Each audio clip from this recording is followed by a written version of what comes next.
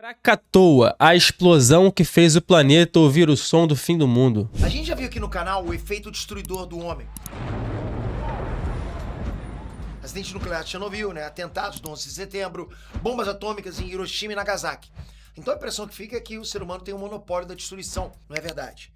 Tá muito longe da verdade. A história que a gente vai conhecer hoje nesse vídeo é um dos eventos destrutivos mais impressionantes do planeta. Foi um evento da natureza, um evento localizado num pequeno pedaço de terra no meio de um oceano. Nossa história de hoje tem muitos personagens, porque a gente tá falando de algo que afetou todo mundo. Cada ser vivo da Terra foi um personagem da erupção do Krakatoa. Vocês viram a erupção do vulcão que rolou esses dias aí, que o bagulho parecia uma asa do inferno, filho? Que horror, lava pra tudo quanto é lado, filho. Bagulho, pô, bizarro. Assustador. E pode acontecer outra vez. Joga no Twitter depois, vocês vão ver. Bom, antes de começar o vídeo, queria dar um recado ao nosso patrocinador. Final de ano tá chegando e as pessoas Olha estão pensando aí. em 2026. E aí vem aquelas promessas, né? Esse ano eu começo, esse ano eu mudo, esse ano tal coisa. Mas se você aproveitar esse novembro pra você dar um start naquilo que você tanto quer. Por exemplo, se você usar pra pensar no seu futuro. Fazer um ZAD nesse fim de ano, mano. É papo reto. Esse fim de ano vai ter que chegar um ZADzinho maneiro. Ano que vem é ano de porra, filho. Copa do Mundo. Em 1998 e 2017, 2.400 pessoas morreram vítimas de erupções vulcânicas no planeta. Caralho? Tudo isso? A estimativa dos pesquisadores é que existam cerca de 1.500 vulcões potenciais ativos na Terra. São 1.500 armas de destruição em massa que ninguém sabe com certeza quando que vão detonar, que ninguém pode controlar. Em 27 de agosto de 1883, uma erupção fez o mundo tremer. Um mundo, literalmente. A onda de pressão acústica da erupção do Krakatoa atravessou o planeta 3 vezes. Qualquer pessoa que estava viva nessa época conseguiu sentir algo estranho. O céu mudou, o clima mudou, em escala planetária. É por isso que a nossa história de hoje tem tantos O personagens. bagulho rolou na casa do caralho e a gente escutou aqui no Brasil? Vidas que se perderam, esperanças destroçadas, momentos de heroísmo e até mesmo arte. Esse é o caso real da erupção do Krakatoa, o inferno de Java. Antes de a gente entrar nessa história, queria muito convidar você a se inscrever nesse canal. Cada vídeo é feito com muito carinho pra vocês. Cada vídeo pensado realmente trazer pra vocês uma imersão dentro da história, porque a gente aprende junto com as pessoas que passaram por esses momentos. Então a sua presença nesse canal, no início desse projeto, nossa, é fundamental demais. E eu quero agradecer muito em nome de todo o time, né? A gente não consegue estar o tempo todo presente aqui nesse canal porque os vídeos são mais complicados de fazer, posso dizer assim. Obrigado, tamo junto, vamos lá. De nada, porra. No finalzinho de agosto de 1883, a Companhia das Índias Orientais do governo da Holanda perdeu o contato com um conjunto de colônias na Indonésia. Um arquipélago de ilhas entre Sumatra e Java ficou incomunicável. Relatos vinham de navios e colônias próximas, afirmando que uma erupção devastadora tinha aniquilado a região. Mas não tinha como saber a extensão da destruição. A gente está falando de 1883. Não tinha internet, não tinha satélite, não tinha telefone, não tinha nem rádio. A única forma de comunicação de longa distância é através de linhas telegráficas. Mas elas Tu gostou do corte de cabelo do Ney? Cara, ficou maneiro. Deu uma valorizada o corte de cabelo do Ney Nerd. Essa aqui gostei. Não precisa da touca. estavam completamente silenciosas. Algo muito grave tinha acontecido naquele arquipélago. Algo capaz de derrubar as linhas de telégrafo. Foi então que a Companhia das Índias Orientais acionou o geólogo Rogier Verbeek para descobrir o que aconteceu. Como se fazia antigamente, literalmente organizar uma expedição para ir até lá e conferir ao vivo a situação das colônias. Verbeek montou um pequeno time de suporte, embarcou num navio e fez a longa viagem entre Holanda e a Indonésia. O que Rogier Verbeek encontrou por lá mudou a vida dele e mudou o mundo. Era o mais puro retrato de uma devastação sem limite. O que eu vou ler para vocês agora é o relato de uma testemunha, de um viajante que foi lá 2 semanas depois da tragédia. É de arrepiar. Abre aspas. Milhares de cadáveres humanos e carcaças de animais ainda aguardam sepultamento, e sua presença se faz notar pelo odor indescritível. Jazem emaranhados em nós e massas impossíveis de desfazer, muitas vezes amontoados com talos de coqueiros, misturados a tudo o que serviu de moradia, mobília, ferramentas agrícolas e adorno para casas e quintais. Tudo tinha sido contorcido, derretido e formado uma única massa de carne morta e detritos. Caralho! Esse foi o cenário que o Rogier Verbeek encontrou nas vilas e cidades que estavam próximas do vulcão Krakatoa. Verbeek permaneceu 1 ano e meio na região, coletando evidências, entrevistando sobreviventes, tentando montar o quebra-cabeça do que realmente tinha acontecido. Que força absurda tinha arrasado aquela terra. O resultado final foi um relatório de 550 páginas, com ilustrações, gráficos, textos e tabelas. Esse relatório, até hoje, é o principal documento desses eventos. Esse relatório é considerado o começo da ciência da vulcanologia, o estudo dos vulcões. Foi a partir do trabalho do Roger Verbeek que o mundo acordou para a necessidade de se entender os vulcões e o que eles podem produzir. Praticamente tudo que eu vou contar para vocês hoje veio desse relatório do Roger Verbeek. Verbeek ficou chocado quando ele descobriu que a erupção não começou em agosto. Houve sinais, muitos sinais. Em 20 de maio, o Krakatoa levantou uma coluna de cinzas de 11 quilômetros de altura. Isso era mais alto que o Monte Everest. Se existisse avião na época, a gente estaria falando de uma coluna de fumaça que ia do chão até o ponto em que os aviões circulam. Foi a primeira erupção na região em 2 séculos. E não houve nenhum alerta, nenhuma evacuação, nada. Verbeek também aprendeu que entre maio e junho, o Krakatoa continuaria expelindo cinzas incandescentes, pedra-pome e outros detritos. Verbeek descobriu que tanto os colonizadores quanto os nativos chegaram a organizar festas para comemorar os fogos de artifício. Para eles, era um espetáculo da natureza. Verbeek sentiu que faltou informação.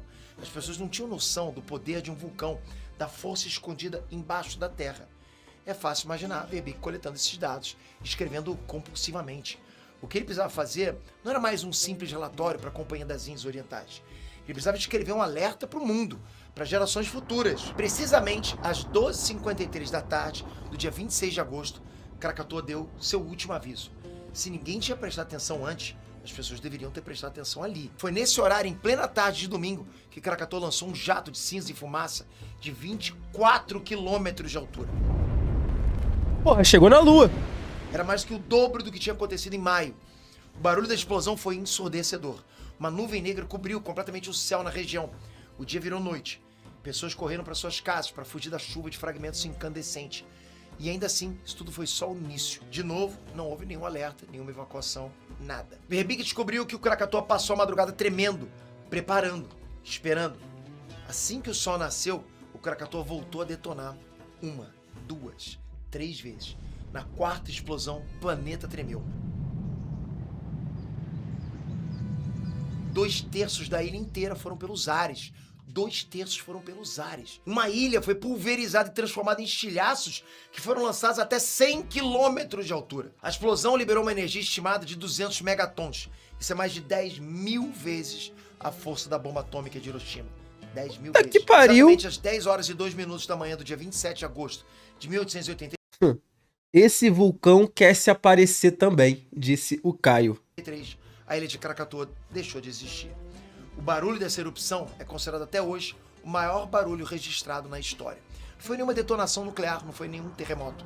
O som da erupção do Krakatoa foi ouvido até 4.600 km de distância com precisão, com estrondo. Seria como você gritar uma coisa no Oiapoque e alguém ouviu o que você disse lá no Chuí, os 2 extremos do Brasil.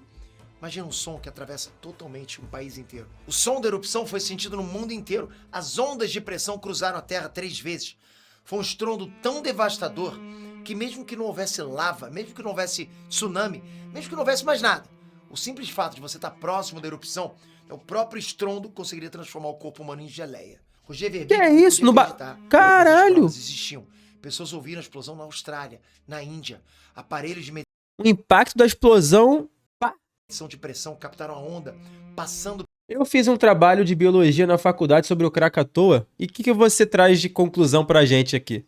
Você atesta o que tá sendo falado no vídeo? O que você traz de informação adicional aqui ao processo? Por favor, traz pra gente aí, Diego Zord. Pelo planeta. Os registros não mentiam. A explosão do Krakatoa era a trombeta do apocalipse. Foi então que Verbeek chegou nos relatos de horror. O administrador holandês Willem Benjerink morava e trabalhava na vila de Ketimbang, na ilha de Sumatra, quase 50 km de distância de Krakatoa. Na tarde do dia 27 de agosto, ele viu o céu escurecendo e ele viu aquela grande massa sombria descendo. Eram cinzas, eram toneladas e toneladas de cinzas escaldantes. Nenhum lugar estava seguro. William, sua esposa e seus 3 filhos se trancaram dentro de casa, mas não adiantou. Eles viram aquela morte negra se infiltrando entre as tábuas de madeira da casa. As cinzas eram uma poeira muito fina, muito escura e muito sufocante.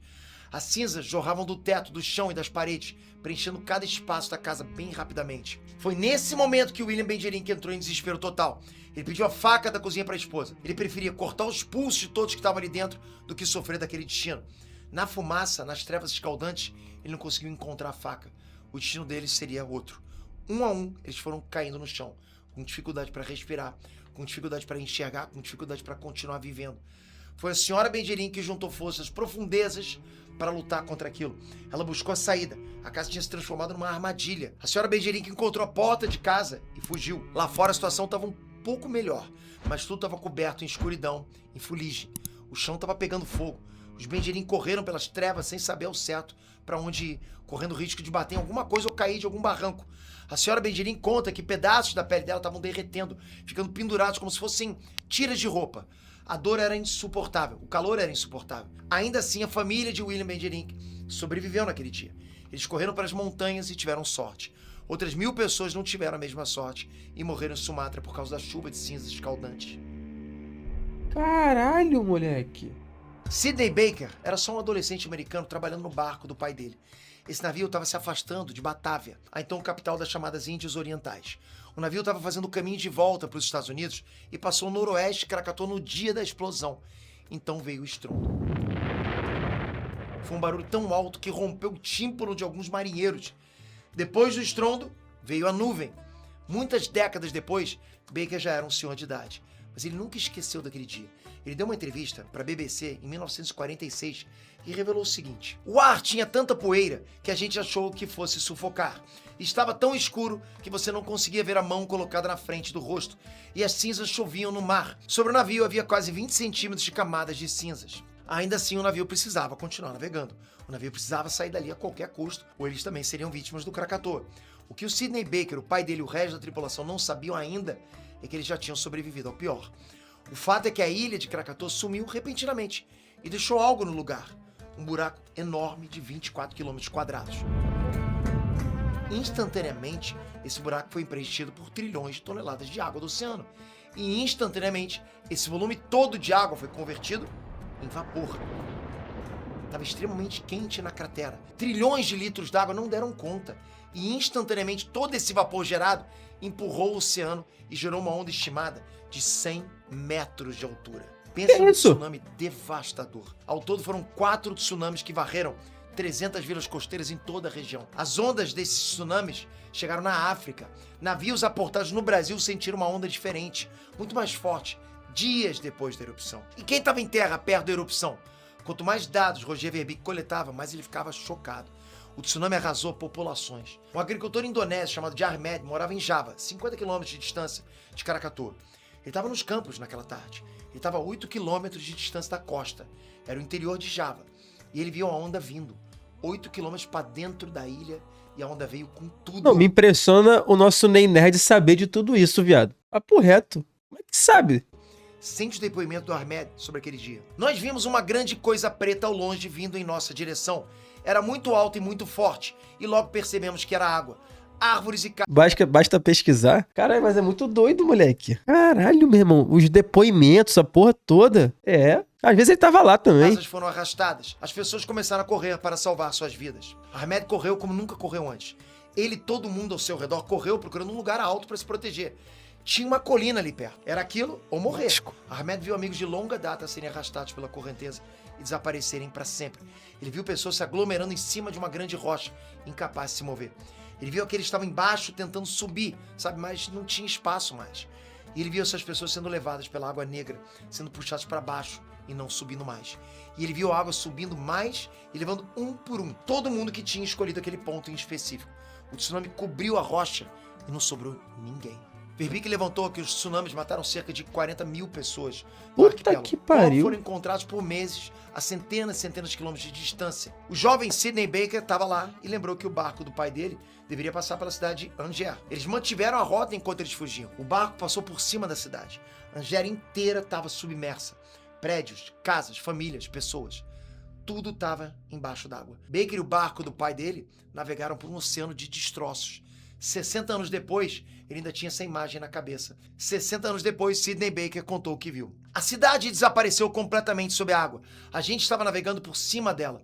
Me lembro de ouvir meu pai dizendo que se jogasse uma âncora, ela ficaria presa na chaminé de uma casa. Sidney Baker seguiu a viagem dele com a sensação de estar atravessando um pesadelo. Mas é possível dizer que o desafio deles foi pequeno. Foi muito pequeno, né? Principalmente quando a gente compara com o desafio de outro navio. O Governor General London, pilotado pelo capitão Johan Lindemann. Esse sim, desafiou as forças de Krakatoa com coragem, habilidade e também muita sorte. O que o Lindemann fez entrou para a Lindemann. história da navegação. Lindemann estava com o navio ancorado no porto de Telok Betong, cerca de 45 quilômetros de distância de Krakatoa. Ele e a tripulação viram uma onda colossal se formando no horizonte. Era absurda de grande e estava vindo muito rápido. Não dava tempo para pensar, só dava tempo para agir. Não dava tempo para fugir, só dava tempo para fazer uma loucura. Ir na direção da onda, cruzar a crista da onda e sair do outro lado. E foi isso que eles fizeram. Em questão de minutos, o navio Governor General Loudon estava com a âncora levantada, afastado do porto, velas içadas, indo em linha reta para o paredão de água. Em questão de minutos... Papo reto, ver um ondão desse aí e dentro do ondão tem que ser muito macho, viado. Mas é melhor se fazer, né? O navio encontrou com a onda de frente. O barco foi levantado em um ângulo praticamente impossível. A frente do barco ficou apontada para o céu, mas eles conseguiram. A onda passou por baixo do navio e o Governor General Loudon saltou por cima da onda, descendo do outro lado. Foram segundos de extrema velocidade e um impacto que poderia ter quebrado tudo a bordo. Mas o navio estava intacto, flutuando. Quando o meu cérebro recebe tanta informação assim, ele começa a não decorar mais nada. Johan Lindemann olhou para trás e não viu mais cidade alguma. Só tinha um oceano. Os efeitos da explosão do Krakatoa afetaram cada pessoa que estava viva em 1883. Não foi só o barulho, sabe? Não foi só a onda de pressão que cruzou o planeta. Não foram só as águas do mar se comportando de forma estranha. O Krakatoa lançou uma quantidade absurda de cinza vulcânica na atmosfera, literalmente reduzindo a incidência de raios solares. Era como se a Terra estivesse usando protetor solar. O planeta inteiro esfriou 1,5 graus. Inteiro! E só voltou ao normal depois de 5 anos. Chega a ser irônico, né? O aquecimento global, né, gerado por mais de um século de industrialização pesada, conseguiu esquentar o planeta no mesmo valor de 1,5 graus. Krakatoa lá atrás provocou o mesmo nível de mudança climática em questão de segundos. Isso foi algo que as pessoas conseguiram ver. Estava na atmosfera. O pôr do sol mudou. A hora do crepúsculo ganhou tons jamais vistos antes e fascinou pessoas pelo mundo inteiro. É aqui que entra o nosso penúltimo personagem. Cara, corre o risco de acontecer uma porra dessa de novo aí, com algum outro vulcão que seja brabão, tipo esse? O pintor inglês William Ashcroft. Ashcroft era um pintor pouco conhecido, né, que ainda não tinha encontrado o caminho dele, por assim dizer. Ele viu no horizonte que algo estava diferente. Ele viu os tons de roxo, vermelho e laranja que manchavam o pôr do sol. Aquilo deu para ele inspiração para pintar incessantemente. Mais do que inspiração, foi uma compulsão, uma febre. Durante todo o inverno de 1883, William Ashcroft produziu mais de 500 telas. Nós temos pouquíssimas fotografias daquela época, né? E nenhuma delas era colorida. Mas com todo respeito, isso aí eu faço na aula de arte também. Foi a arte de pintores como William Ashcroft que provam pra gente que algo errado não estava certo. As partículas de poeira levantadas pelo Krakatoa tinham alterado o crepúsculo. Do outro lado do Oceano Atlântico, o jornal The New York Times fez um editorial sobre o pôr do sol, 3 meses depois da erupção. O texto dizia o seguinte: logo depois das 5 horas, o horizonte oeste... Você sabe que a cidade de Nápoles é um vulcão? Mano, não sabia não. E se você estiver mentindo pra mim, eu acreditei. subitamente se iluminou com um vermelho escarlate brilhante que tingiu o céu e as nuvens de carmesim. As pessoas nas ruas se assustaram com a visão incomum e se reuniram em pequenos grupos em todas as esquinas para contemplar o oeste. Edvard Munch, um ícone das artes plásticas, também descreveu o que ele sentiu num diário. Munch escreveu o seguinte, abre aspas: o sol se pôs. De repente o céu ficou vermelho como sangue. Nuvens como sangue e línguas de fogo. Senti um grito grande e interminável atravessando a natureza. 10 anos depois da erupção de Krakatoa, Munch pintaria a obra dele mais famosa, O Grito. A tela traz um céu assustador, lotado de tons... O grito é disso aí? ...de fogo e sangue.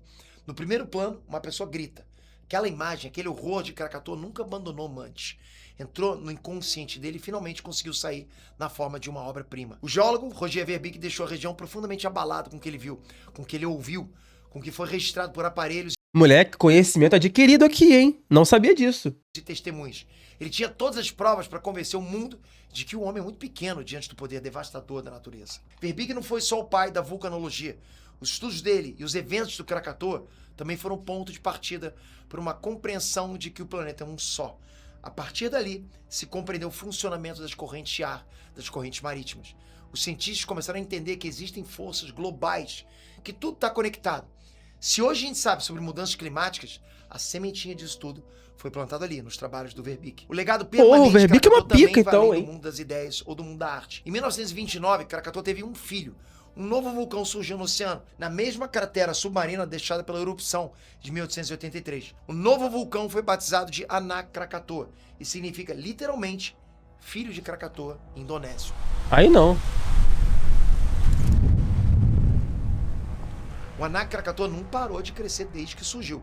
Hoje o vulcão que renasceu já tem cerca de 2 km de diâmetro. E ele está ativo. Ele está sempre ativo. Em dezembro de 2019, o Anak Krakatoa explodiu e provocou um novo tsunami no arquipélago. 300 pessoas morreram e outras 1000 ficaram feridas. O que sobra nos dias de hoje é a pergunta: o filho de Krakatoa vai seguir os passos do pai? Será que algum Tem que matar esse vulcão aí, viado. dia todos nós seremos personagens de uma nova erupção devastadora?